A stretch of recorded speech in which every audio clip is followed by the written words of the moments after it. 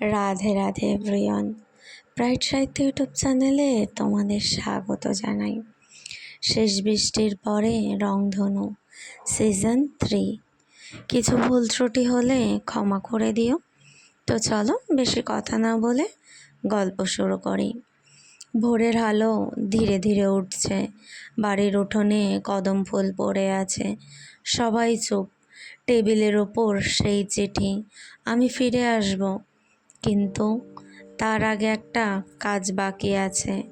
রূপকথার বুক ধকধক করছে, কিন্তু আজ অদ্ভুতভাবে সে ভেঙে পড়ল না, কারণ এবার তার মনে হচ্ছিল নীলাঞ্জনা হারিয়ে যায়নি, সে ফিরবে। সকাল 8টার দিকে বাড়ির সামনে একটা গাড়ি এসে থামলো। দরজা খুলে নীলাঞ্জনা নামলো।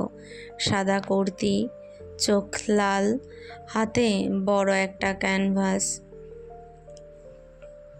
নীলাঞ্জনার মা দৌড়ে এগিয়ে এলেন। কোথায় গিয়েছিলে? নীলাঞ্জনা মায়ের হাত ধরল। একটা কাজ শেষ করতে। সে ক্যানভাসটা ঘরের মাঝে রাখলো, ধীরে কাপড় সরালো।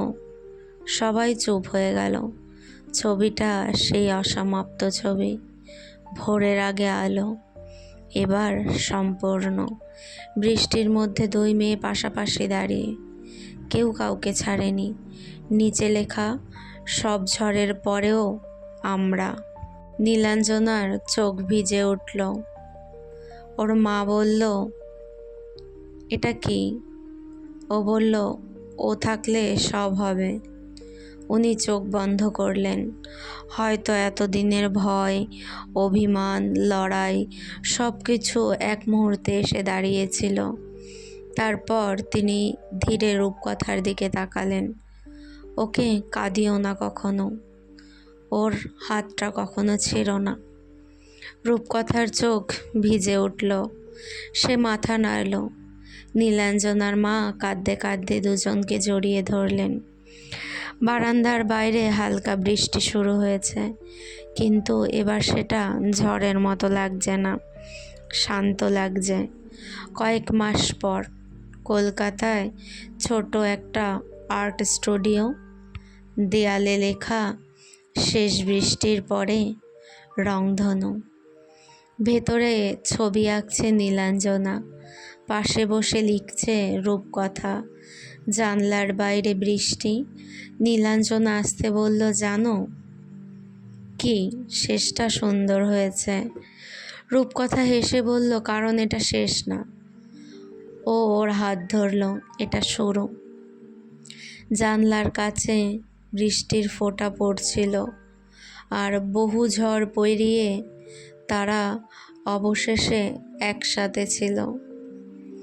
কলকাতার এক শান্ত গলি, দোতলার ছোট্ট ফ্ল্যাট, বারান্দার টব ভরা গাছ, দরজার পাশে কাঠের নেম প্লেট, রূপ অ্যান্ড নীল।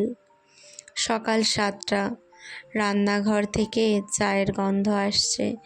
রূপকথা ঘুম জড়ানো চোখে বেরিয়ে এসে দেখল নীলাঞ্জনা রান্নাঘরে দাঁড়িয়ে চা বানাচ্ছে। চুল এলোমেলো, হাতে কাপ। রূপকথা এসে বলল, এত সকালে উঠেছ? নীলাঞ্জনা মুখ বাঁকিয়ে বলল, কারণ কেউ একজন রাত 3টে পর্যন্ত গল্প লিখেছে। রূপকথা হেসে পেছন থেকে জড়িয়ে ধরল। সরি। না, আগে চা খাও। দুজনেই হেসে ফেলল। দুপুরে তারা নতুন আর্ট স্টুডিওতে গেল। দেয়ালে নতুন ছবি টাঙানো হয়েছে। রূপকথা পোস্টার লাগাচ্ছিল। হঠাৎ নীলাঞ্জনা বলল, রূপ, আমরা সত্যি পেরে গেছি, তাই না? রূপকথা থেমে গেল, তারপর আস্তে বলল, অনেক ঝড় ছিল। নীলাঞ্জনা ওর হাত ধরল, তবুও আমরা আছি। সন্ধ্যায় বৃষ্টি শুরু হলো। বারান্দায় বসে দুজনে চা খাচ্ছিল। নীলাঞ্জনা কাঁধে মাথা রেখে বলল, একটা কথা বলি, বলো। আমাদের সংসারটা ছোট হোক। রূপকথা হেসে বলল, তারপর? অনেক ছবি থাকবে আর অনেক গল্প। সে একটু থামল। তারপর বলল মৃদু হেসে, আর তুমি থাকবে। রূপকথা ওর হাত শক্ত করে ধরল। বাইরে বৃষ্টি পড়ছিল, ভেতরে আলো জ্বলছিল। আর অনেক লড়াইয়ের পর ওরা সত্যি নিজেদের ছোট্ট পৃথিবী বানাতে শুরু করেছিল। বিয়ের মতো নয়, কোনো বড় অনুষ্ঠানও নয়, তবু ওদের কাছে এই দিনটা বিশেষ।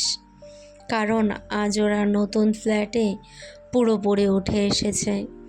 ছোট্ট 2 রুমের বাড়ি, সাদা দেয়াল, বারান্দায় কদম ফুলের টব, জানলার পাশে বইয়ের তাক, আর এক কোণে নীলাঞ্জনার ক্যানভাস।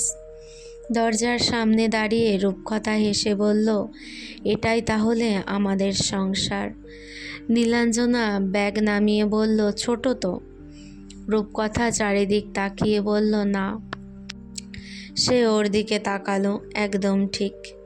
সারাদিন ঘর গোছাতে গোছাতে সন্ধ্যা হয়ে গেল। নীলাঞ্জনা রান্নাঘরে, রূপকথা বই সাজাচ্ছে। হঠাৎ একটা পুরনো খাম পড়ে গেল। উপরে লেখা, খুলবে না। রূপকথা হেসে বলল, আচ্ছা। নীলাঞ্জনা দূর থেকে চমকে উঠল, ওটা খুলো না। রূপকথা আরও হেসে বলল, তাহলে তো খুলতেই হবে। খাম খুলতেই ভেতরে কয়েকটা পুরনো ছিলি। সবগুলোতেই রূপকথা। কোথাও বৃষ্টিতে ভিজছে, কোথাও গল্প লিখছে, কোথাও হেসে তাকিয়ে আছে। শেষ ছবিটার পেছনে লেখা, এই মানুষটাকে নিয়ে একদিন সংসার করব। রূপকথা স্থির হয়ে গেল, ধীরে মাথা তুলল। নীলাঞ্জনা লজ্জায় মুখ ঘুরিয়ে ফেলেছে। তুমি এত আগে থেকে সব ভাবতে? নীলাঞ্জনা ছোট গলায় বলল, হয়তো। রাতে বৃষ্টি নামলো, কারেন্ট চলে গেছে। ঘর অন্ধকার, মোমবাতির আলো জ্বলছে। দুজন মেঝেতে বসে চা খাচ্ছে, আর চারপাশে অগোছালো বাস্ক। রূপকথা বলল, একদিন যদি আমাদের এই সংসার বড় হয়। নীলাঞ্জনা তাকালো, কিভাবে? আরও মানুষ আসবে। নীলাঞ্জনা মৃদু হেসে বলল, মানে? রূপকথা উত্তর দিল না, শুধু হাসল। আর নীলাঞ্জনা মনে মনে ভাবল, হয়তো তাদের গল্পের নতুন অধ্যায় শুরু হতে চলেছে।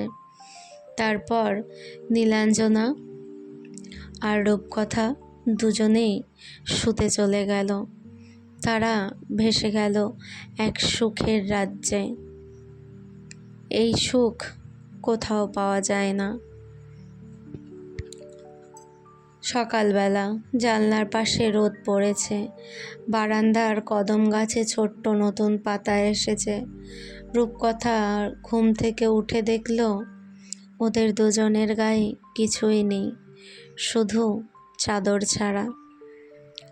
হঠাৎ রাতের কথা মনে পড়তেই রূপকথা লজ্জায় লাল হয়ে গেল। রূপকথা নিজে নিজেই ভাবল, তারা কাল একটি স্মরণীয় দিন কাটিয়েছে। ডাইনিং টেবিলের উপরে একটা কাগজ, বড় বড় অক্ষরে লেখা, আজ স্টুডিও বন্ধ, নিচে নীল। রূপকথা হেসে ফেলল। ঠিক তখনই রান্নাঘর থেকে নীলাঞ্জনা বেরিয়ে এলো। আজ কাজ না, তাহলে? আজ শুধু আমাদের দিন। কাল রাতটা অনেক ভালো কেটেছে, আর আজকের দিনটা আমি স্মরণীয় করে রাখতে চাই, তোমার আর আমার জন্য। দুপুরে তারা বাজারে গেল, গাছ কিনলো, বই কিনলো, একটা ছোট্ট হলুদ লাইট কিনলো, আর নীলাঞ্জনা জোর করে একটা ছোট্ট কাঠের তাক কিনলো। রূপকথা অবাক, এটার দরকার? নীলাঞ্জনা মৃদু হেসে বলল, এই তাকটা ফাঁকা থাকবে না। কেন? সে উত্তর দিল না, শুধু হাসল। সন্ধ্যায় ঘর গোছাতে গিয়ে রূপকথা দেখল তাকের উপর একটা ফ্রেম রাখা, ভেতরে লেখা, এই ঘরে ভালোবাসা থাকবে, গল্প থাকবে, আর কেউ একা থাকবে না। সব সময় ভালোবাসা আদরে ভরে উঠবে। রূপকথা কিছুক্ষণ চুপ করে রইল। নীলাঞ্জনা পাশে এসে দাঁড়ালো। জানো কি, আমি ছোটবেলায় ভাবতাম আমার নিজের একটা ঘর হবে। সে ধীরে চারিদিকে তাকালো। এখন মনে হয় আমি ঘরটা পেয়ে গেছি। রূপকথার চোখ ভিজে উঠল। রাত হয়েছে, বৃষ্টি নামছে। বারান্দায় বসে দুজন চা খাচ্ছিল। নীলাঞ্জনা হঠাৎ বলল, একদিন এই ঘরটা আরো ভরে উঠুক। কিসে? সে হেসে বলল, ছবি দিয়ে আর তোমার গল্প দিয়ে। সে একটু থামলো আর অনেক হাসি দিয়ে। বাইরে বৃষ্টি বাড়ছিল, ভেতরে আলো জ্বলছিল, আর তাদের ছোট্ট সংসারটা ধীরে ধীরে সত্যিকারের বাড়ি হয়ে উঠছিল। শরৎ এসে গেছে, আকাশ নীল, সাদা মেঘ ভাসছে। পাড়ায় পাড়ায় প্যান্ডেল তৈরি হয়েছে, ঢাকের আওয়াজ ভেসে আসছে দূর থেকে। রূপকথা বারান্দায় দাঁড়িয়েছিল, হাতে চা। হঠাৎ পেছন থেকে নীলাঞ্জনা জড়িয়ে ধরে বলল, এই যে লেখিকা ম্যাডাম, এবার কিন্তু পুজোয় কোথাও ঘুরতে যাব। রূপকথা হেসে বলল, ঠিক আছে। আর একটা কথা। কি? নীলাঞ্জনা মুচকি হেসে একটা ব্যাগ এগিয়ে দিল। ভেতরে নতুন শাড়ি, সাদা আর লাল পাড়। রূপকথা অবাক, এটা প্রথম উৎসব। সে একটু থামলো। আমাদের সংসারের। রূপকথা কিছুক্ষণ চুপ করে রইল, তারপর হেসে ফেলল। অষ্টমীর সকাল, ঘর ভরে গেছে ফুলের গন্ধে। নীলাঞ্জনা আয়নার সামনে দাঁড়িয়ে চুল ঠিক করছে। রূপকথা দরজায় দাঁড়িয়ে দেখছিল। নীলাঞ্জনা ঘুরে বলল, এভাবে তাকিয়ে আছো কেন? রূপকথা মৃদু হেসে বলল, ভাবছি। কি? এত ঝড়ের পরেও তুমি আছো। নীলাঞ্জনা কিছু বলল না, শুধু এসে ওকে জড়িয়ে ধরল। প্যান্ডেলে অনেক ভিড়, আলো, ঢাক, ধূপের গন্ধ। দুজন পাশাপাশি হাঁটছিল। ঠিক তখনই কেউ ডাকলো, রূপ। দুজনেই ঘুরে তাকালো। সামনে রূপকথার মা। রূপকথা স্থির হয়ে গেল। কয়েক সেকেন্ড কেউ কথা বলল না। নীলাঞ্জনার হাত শক্ত হয়ে গেল। রূপকথার বুক ধকধক করছে। কিন্তু পরের মুহূর্তে তার মা এগিয়ে এসে হাতে প্রসাদের বাক্স দিলেন। শান্ত গলায় বললেন, পুজোয় বাড়ি আসিস। রূপকথার চোখ ভিজে উঠল। আর নীলাঞ্জনা প্রথমবার দেখল কিছু সম্পর্ক ফিরতে সময় নেয়, তবু ফেরে। রাতে বাড়ি ফিরে দুজনে বারান্দায় বসেছিল। দূরে ঢাক বাজছে। নীলাঞ্জনা আসতে বলল, আজ ভালো লাগছে। কেন? কারণ মনে হচ্ছে সব সত্যিই ঠিক হচ্ছে। ঠিক তখনই রূপকথা টেবিলের ওপর একটা খাম রাখলো। নীলাঞ্জনা অবাক, এটা কি? রূপকথা মুচকি হাসলো। চমক। নীলাঞ্জনা খাম খুলল। ভেতরে একটা কাগজ। দেখে ও স্থির হয়ে গেল। বারান্দায় বাইরে ঢাকের শব্দ ভেসে আসছে। আকাশে কাশফুলের মতো সাদা মেঘ। নীলাঞ্জনার হাতে এখনো সেই খাম। ও ধীরে কাগজটা খুলল। ভেতরে একটা প্রিন্ট আউট। উপরে লেখা, ছোটদের সৃজন কর্মশালা, গল্প ও আঁকা শেখানো হবে। নিচে দুজনেরই নাম, রূপকথা সেন, নীলাঞ্জনা রায়। নীলাঞ্জনা অবাক হয়ে রূপকথার দিকে তাকালো। এটা? রূপকথা হেসে বলল, আমাদের স্টুডিওতে করব, বাচ্চাদের নিয়ে। সে ধীরে বলল, তুমি ছবি শেখাবে, আমি গল্প। নীলাঞ্জনার চোখ ভিজে উঠল। তুমি আগে বলনি কেন? তোমার জন্য সারপ্রাইজ ছিল।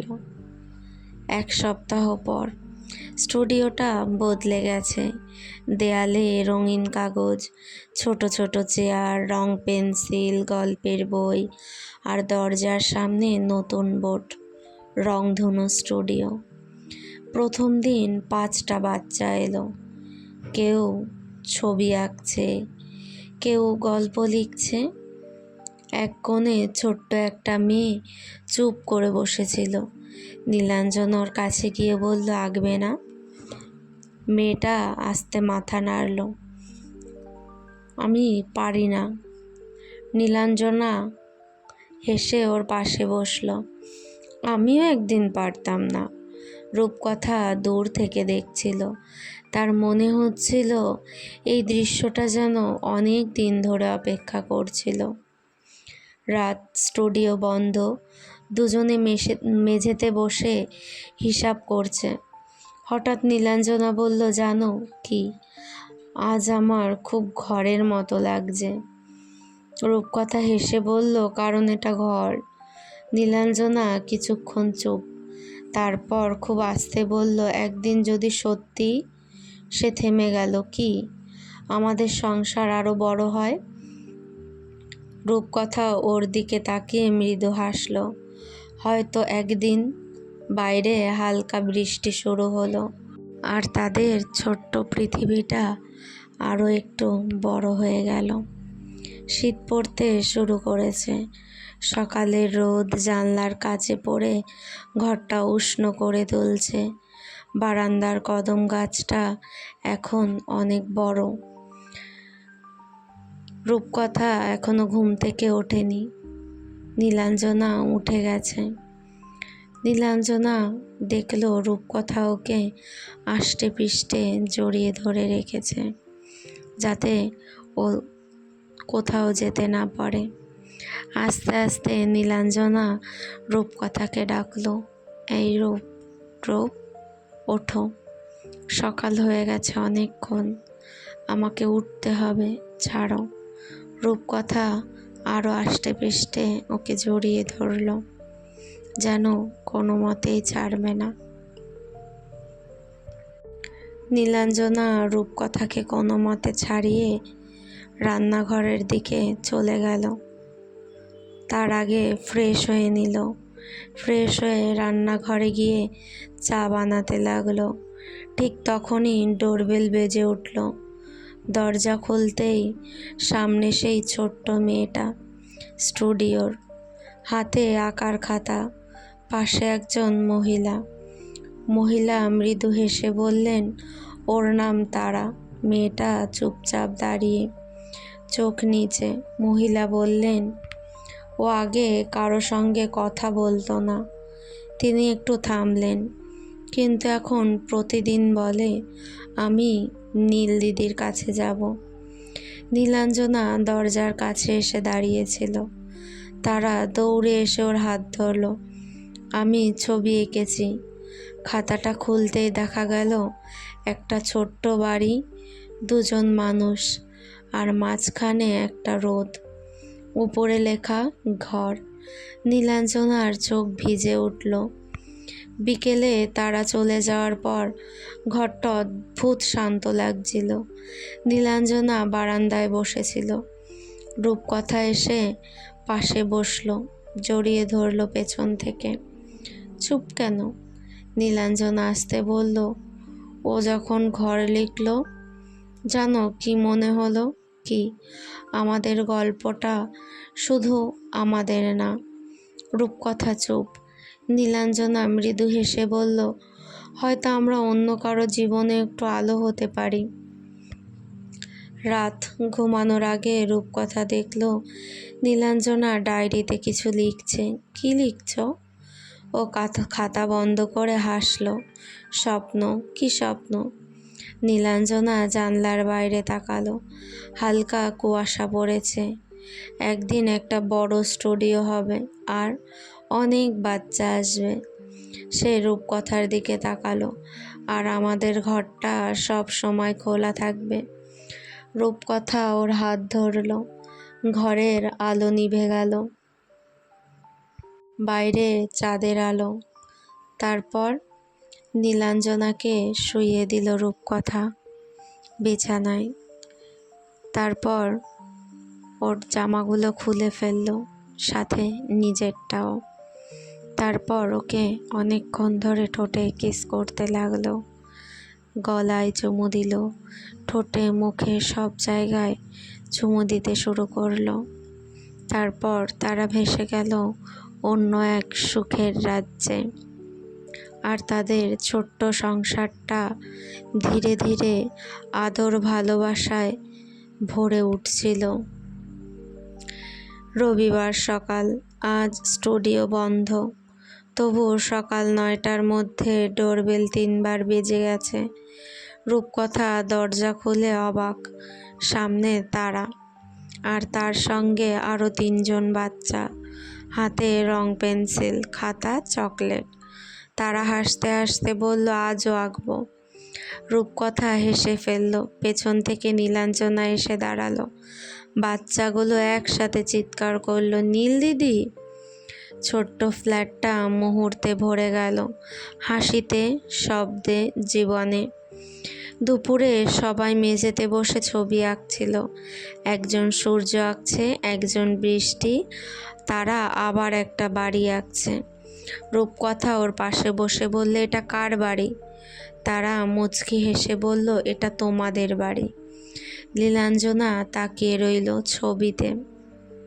একটা বাড়ি, 2জন মানুষ, অনেক গাছ, আর দরজার সামনে লেখা রংধনু। বিকেলে বাচ্চারা চলে যাওয়ার পর ঘরটা হঠাৎ আবার চুপ হয়ে গেল। রূপকথা কাপ গোছাচ্ছিল। নীলাঞ্জনা বারান্দায় বসে চুপ। কি ভাবছো? ও ধীরে বলল, আজ ওরা চলে যাওয়ার পর ঘরটা কেমন খালি খালি লাগছে, আমার ভালো লাগছে না। রূপকথা বলল, আমারও। নীলাঞ্জনা ওর দিকে তাকালো। আমরা কি সত্যি এমন একটা জায়গা বানাতে পারবো যেখানে কেউ একা থাকবে না? রূপকথা পাশে গিয়ে বসলো, বলল, পারবো। রাতে দুজনে স্টুডিওর খাতা দেখছিল, হিসেব, প্ল্যান, নতুন ক্লাস। হঠাৎ একটা খাম বেরিয়ে এলো, ভেতরে ছোট্ট কার্ড। তারা লিখেছে, আমি আগে একা ছিলাম, এখন আমার 2 দিদি আছে। নীলাঞ্জনার চোখ ভিজে গেল। রূপকথা ওর হাত ধরলো। বাইরে বৃষ্টি শুরু হয়েছে এই শীতের মধ্যেও, আর ভেতরে ওদের ছোট্ট ঘরটা আরও একটু বড় হয়ে গেল। সকালের আলো স্টুডিওর জানলায় পড়েছে। দেয়ালে বাচ্চাদের আঁকা ছবি, রঙিন হাতের ছাপ, গল্পের কাগজ, আর দরজার পাশে ছোট্ট বোর্ড, রংধনু ঘর, এখানে সবাইকে স্বাগতম। রূপকথা টেবিলে বসে খাতা দেখছিল। হঠাৎ নীলাঞ্জনা দৌড়ে এলো, চোখে উচ্ছ্বাস, হাতে একটা খাম। রূপ, কি হয়েছে? সে খামটা এগিয়ে দিল। ভেতরে একটা চিঠি, একটা সংগঠন থেকে আমন্ত্রণ। ওরা চায় রংধনু ঘর আরও বড় জায়গায় নিয়ে যেতে, আরও বাচ্চাদের জন্য, আরও ক্লাসের জন্য। রূপকথা চুপ করে রইল। নীলাঞ্জনা ফিসফিস করে বলল, আমরা কি পারবো? আমরা এত দূর এসেছি। রূপকথা বলল, তাহলে এটাও পারবো। কয়েক সপ্তাহ পর নতুন জায়গা দেখা শুরু হলো। একটা পুরনো বাড়ি, বড় উঠোন, অনেক জানলা, একপাশে ফাঁকা ঘর। নীলাঞ্জনা ধীরে চারিদিকে তাকালো। তার চোখ চকচক করছে। এখানে আঁকার ঘর হবে। আর একদিকে দেখিয়ে বলল, ওখানে গল্পের লাইব্রেরি। রূপকথা হেসে বলল, আর বারান্দায়? নীলাঞ্জনা মুচকি হাসল। কদম গাছ। দুজনেই হেসে ফেলল। সন্ধ্যায় বাড়ি ফিরে বারান্দায় বসেছিল দুজনে। চা ঠান্ডা হয়ে গেছে। নীলাঞ্জনা কাঁধে মাথা রেখে বলল, জানো কি, একসময় ভাবতাম আমি হয়তো নিজের ঘর পাবো না। ও চারিদিকে তাকালো। এখন মনে হয় ঘরটা শুধু পেয়েছি না, তুমি ঘর বানিয়েছ। নীলাঞ্জনার চোখ ভিজে উঠল। রাতে ঘুমাতে যাওয়ার আগে ডোরবেলের শব্দ। দরজা খুলতেই সামনে তারা, হাতে ছোট্ট ব্যাগ, চোখ ভেজা, আর খুব আস্তে বলল, আমি কি আজ এখানে থাকতে পারি? রূপকথার নীলাঞ্জনা একে অপরের দিকে তাকালো। তাদের গল্পে যেন নতুন একটা দরজা খুলে গেল। দরজার সামনে দাঁড়িয়ে তারা, হাতে ছোট্ট ব্যাগ, চোখে ক্লান্তি। নীলাঞ্জনা ধীরে হাঁটু গেড়ে বসে বলল, অবশ্যই থাকতে পারো, ভেতরে আসো। তারা ধীরে মাথা নাড়ল। সেই রাতে ছোট্ট ফ্ল্যাটটা অন্যরকম লাগছিল। ডাইনিং টেবিলে তিনজন একসাথে খাচ্ছে, তারা গল্প করছে, হাসছে, মাঝে মাঝে চুপ হয়ে যাচ্ছে। খাওয়ার পর নীলাঞ্জনা ওকে একটা খাতা দিল, আঁকবে? তারা অনেকক্ষণ কিছু আঁকলো, তারপর খাতাটা এগিয়ে দিল। ছবিতে একটা ঘর, তিনজন মানুষ, আর উপরে লেখা, আজ আমি একা না। রূপকথা কিছুক্ষণ কথা বলতে পারল না। রাত গভীর, তারা ঘুমিয়ে পড়েছে ছোট্ট সোফায় কম্বল মুড়ি দিয়ে। নীলাঞ্জনা চুপচাপ ওর পাশে বসেছিল। রূপকথা এসে আসতে বলল, কি ভাবছ? নীলাঞ্জনা নিচু গলায় বলল, যখন দরজায় দাঁড়িয়েছিল আমার ছোটবেলার কথা মনে পড়ছিল। রূপকথা চুপ। নীলাঞ্জনা বলল, আমি একসময় শুধু চাইতাম কেউ বলুক, ভয় পেও না, আমি আছি। তার চোখ ভিজে উঠল। রূপকথা ওর হাত ধরল শক্ত করে। ভোরে রূপকথার ঘুম ভাঙল। ড্রয়িং রুমে আলো জ্বলছে। সে বেরিয়ে দেখল তারা আর নীলাঞ্জনা মেঝেতে বসে সব ছবি আঁকছে। তারা হাসতে হাসতে বলছে, এটা আমাদের বড় বাড়ি। নীলাঞ্জনা হেসে জিজ্ঞেস করলো, এত বড় কেন? তারা ছবিতে আর একটা ছোট মানুষ এঁকে বলল, যাতে কেউ এলে জায়গা হয়। রূপকথা দরজায় দাঁড়িয়ে রইল। তার মনে হলো তাদের সংসারটা হয়তো সত্যিই বদলে যাচ্ছে, ধীরে ধীরে, চুপচাপ, ভালোবাসা দিয়ে। জানলার কাছে হালকা কুয়াশা জমেছে। রান্নাঘর থেকে চায়ের গন্ধ আসছে। তারা এখনো ঘুমাচ্ছে ছোট্ট সোফায় কম্বল মুড়ি দিয়ে। রূপকথা চুপচাপ দাঁড়িয়ে দেখছিল। নীলাঞ্জনা পাশে এসে ফিসফিস করে বলল, ও ঘুমালে একদম শান্ত লাগে, তোমার মতো। নীলাঞ্জনা মুখ বাঁকিয়ে বলল, আমি নাকি? দুজনেই হেসে ফেলল।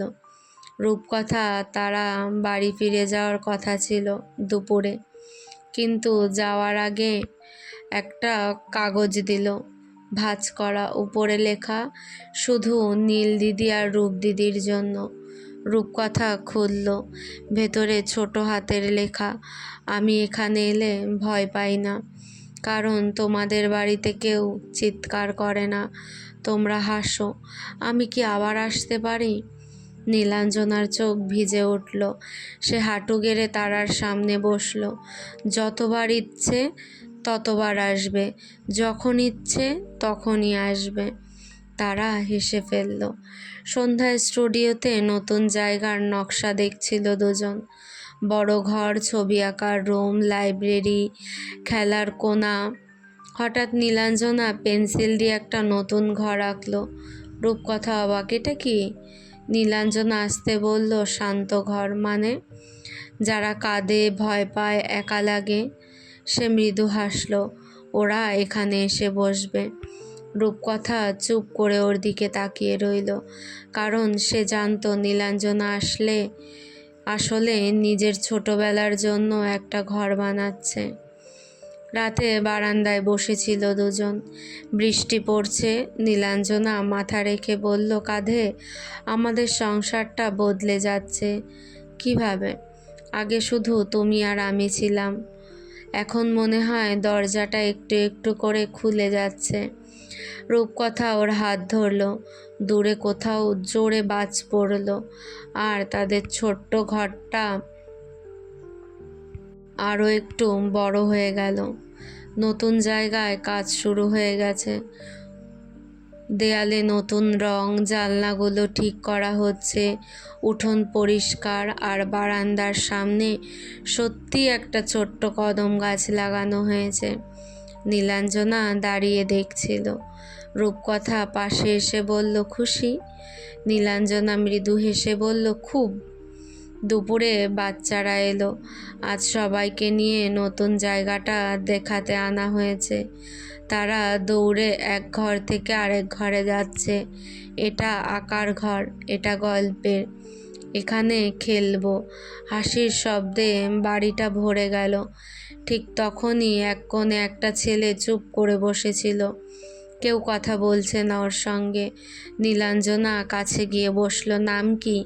ছেলেটা আসতে বলল, ঋত্বিক। খেলবে না? সে মাথা নাড়ল। আমি নতুন।